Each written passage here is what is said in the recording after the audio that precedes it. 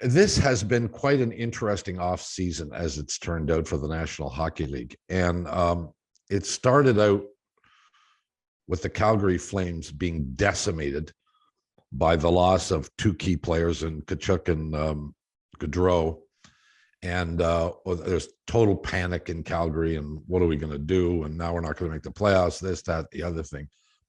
And kaboom, Huberdeau, Kadri, Weegar all go to Calgary now. And John and I were quickly discussing it. They might be better. They might be better with this group than they were with the last. What do you think? Zeev, to you first. Yeah, I can see that aspect of it, Bob. I mean, because you've replaced two forwards, elite forwards as they are, with Johnny Gaudreau, Tkachuk out, and then you bring in obviously the two, Kadri, you bring in Huberdeau, but everybody kind of forgets this little footnote of Mackenzie Weegar, who's a hell of a defenseman. That's what I said. Yeah. So you have to, when you look at the overall picture, I think that, they probably are more solid because they've addressed center, they've addressed the wing, and they've addressed defense. So I gotta say, Bob, that, when those two guys left, there was this narrative that nobody wants to play in Canada. And, people didn't want to play in Calgary. And I know Brad Treliving was pissed off when he heard about that. But been a long time since I've seen a GM come off the mat like he has and turn a negative into a positive. That's a hell of a job by Brad Treliving. And yes, I do think that the Flames might be very much better. Burnside, what do you think? Well, yeah, I mean, Brad Treliving has done a nice job, and he's restructured the narrative that, what Mike just pointed out. I mean, there is a reality to it, right? It's hard in Canada. I talked to an agent at the time that Tkachuk left, and he calls it a death by 1,000 cuts. And it's, each of the franchises is in a different situation, whether it's, geography wise or fan base wise or media wise or whatever it is. But the reality is the Canadian markets are different. But I would only say this about Calgary, and I agree, they may be better than they were at the end of last season, and Brad Treliving's done a wonderful job, and he's helped to focus a positive narrative where there was much hand wringing and angst. But I would say this is a Calgary team that has consistently underachieved. So let's talk historically here about what this team has accomplished. And they've accomplished, frankly, very damn little when it comes to when it truly matters. And you go back to that second round series against Edmonton. They were, again, home ice advantage, early series lead. They could not close the deal. And until this Flames team shows out in the playoffs and they can get to a conference final or get to a Stanley Cup final, I don't know. I mean, what are we, again, it's this sort of Canadian thing. We're praising, they're much, they don't suck as much as we thought they were going to suck, but they still have accomplished almost nothing. And this is with a really good team, and they have a really good coach. So, to me, okay, let's talk in April or May, and we'll talk about really how good this team is. I mean, in spite of all the good work that Brad Treliving has done. Well, let me ask you this, Scotty. Are they the second best team in Alberta? Yeah, I mean, I think that's interesting. And again, we saw in the playoffs that it really doesn't matter as long as you make the playoffs. I think Edmonton and Calgary are the best two teams in the Pacific. I know, way to go out on a ledge with that suggestion, but I think it will be close. I mean, I think Ken Holland's had a nice offseason as well. He's had a heck of an offseason.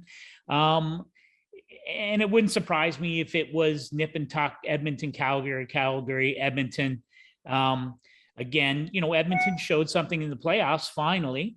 And now to me, the absolute pressure is on Calgary to prove that they aren't, once again, just a nice collection of pieces. Well, Scotty, you got to remember one thing too. Okay.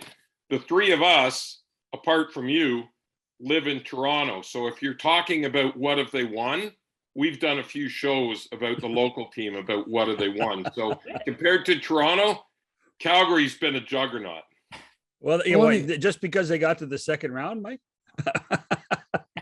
Ron, there are 2 teams in the National Hockey League that have not won a playoff series in the salary cap era. Seattle is one of them. Connect the dots who the other one is. Well, all right, so let me throw this out this way. Would you have traded Tkachuk and Gaudreau for Huberdeau, Kadri, and Uyghur? Ooh. Would you have made that trade? In terms of just a hockey trade? Yeah, Just pure a hockey trade. trade. 3 for 2. Just a straight trade, those 2 for the other 3. Well, You might that's have. fascinating. That really is, because, well, the one thing is obviously the two forwards that left Calgary are younger than the guys that came back.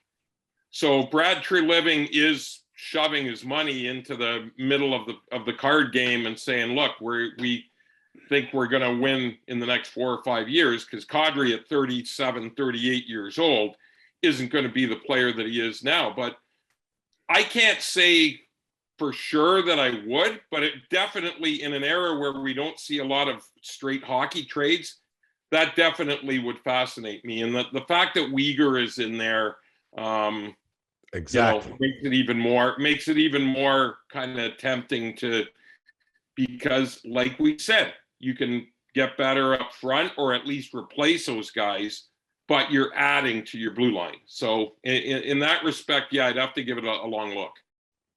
Yeah, I have no problem with, if that's the trade. If Bill Zito and Brad Treliving sit down and say, okay, here's, and Jarmo Kekalainen, you got the, the 3-way deal or whatever it is.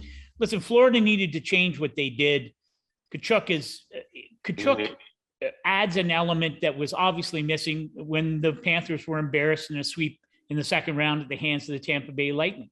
I had Nazem Kadri, before he was injured, I would have had him on my heart ballot.